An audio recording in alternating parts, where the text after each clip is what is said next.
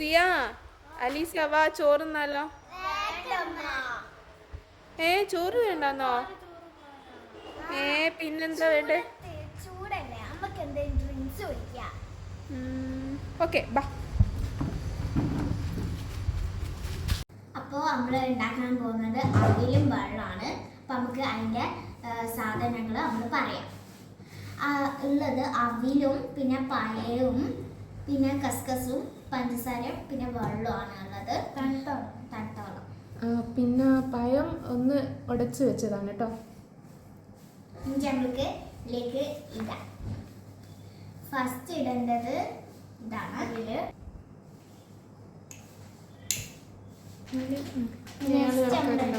പഴം നല്ലോണം ഓക്കെയാണ്.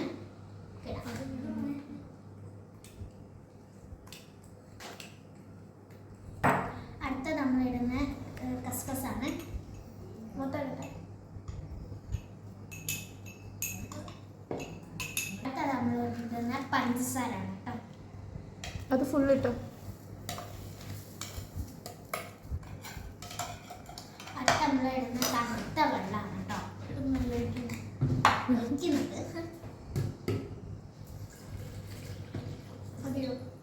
വെച്ചോ മതി. അപ്പോൾ കുറച്ചുകൂടി വെള്ളം ഒഴിച്ചേ.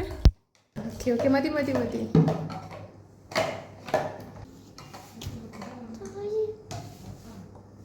എന്താ